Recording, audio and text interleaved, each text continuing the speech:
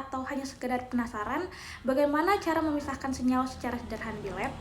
Nah, di video kali ini saya akan membahas tentang kromatografi lapis tipis atau yang disingkat menjadi KLT secara singkat, jelas, dan tentu saja mudah dipahami. So, seperti apa penjelasannya? Simak sampai habis.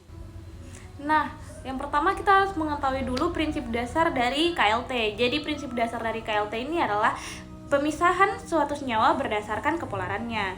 Nah, pada KLT ini dia memiliki dua komponen penting. Yang pertama fase diam dan fase gerak. Yang dimana fase diamnya itu adalah silika gel yang bersifat polar, sedangkan fase geraknya ini adalah pelarut yang bersifat polar hingga non-polar.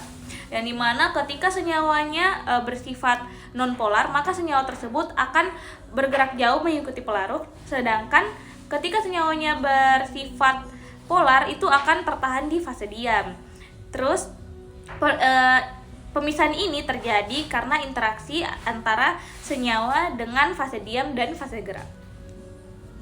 Selanjutnya itu kenapa RF bisa untuk identifikasi. Nah, jadi nilai RF atau retardation factor menunjukkan seberapa jauh suatu senyawa bergerak. Nah, RF ini bisa digunakan untuk mengidentifikasi karena setiap senyawa mempunyai nilai RF khas dengan syarat yang pertama pelarut yang digunakan sama, yang kedua fase diamnya sama, yang ketiga kondisi percobaan yang sama. Jadi kalau RF sampel itu sama dengan RF baku, kemungkinan besar senyawanya juga sama. Selanjutnya itu faktor-faktor yang mempengaruhi nilai RF. Jadi ada beberapa faktor yang bisa mempengaruhi nilai RF. Yang pertama kepolaran pelarut. Jadi semakin polar pelarut, senyawa itu akan ikut naik lebih jauh. Kemudian yang kedua itu ketebalan fase diam. Makin tebal maka senyawanya itu makin tertahan. Yang ketiga jumlah sampel. Jadi kayak terlalu banyak sampel itu juga bisa bikin noda melebar. Kemudian kejenuhan chamber. Kalau tidak jenuh maka hasilnya itu tidak akan konsisten. Kemudian yang kelima itu suhu dan kelembapan. Suhu kelembapan itu bisa mempengaruhi kecepatan dari migrasi. Jadi semua faktor ini harus dikontrol supaya hasilnya bisa jadi lebih akurat. Selanjutnya itu cara menghitung RF. Jadi sebelum kita menghitung RF, kita harus mengetahui rumus dari RF tersebut. Jadi rumusnya itu RF sama dengan jarak yang ditempuh noda dibagi dengan jarak yang ditempuh pelarut. Contoh, kalau misalnya noda bergerak sejauh 3 cm dan pelarut 6 cm, maka nilai RF-nya itu sama dengan 0,5.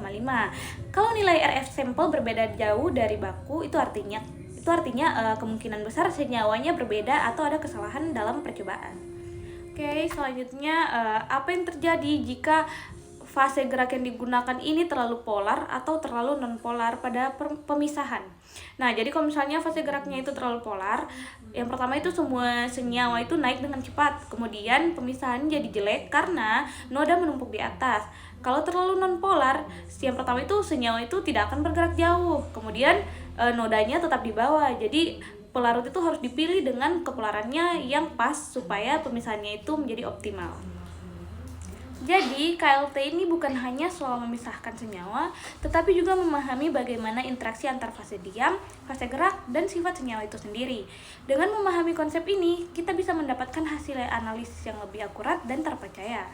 Cukup sekian penjelasan yang bisa saya jelaskan pada video kali ini. Jika ada kesalahan dalam penjelasan, mohon dimaafkan. Wassalamualaikum warahmatullahi wabarakatuh. Bye-bye. Like cherry blossoms blooming in the mountain in the early spring.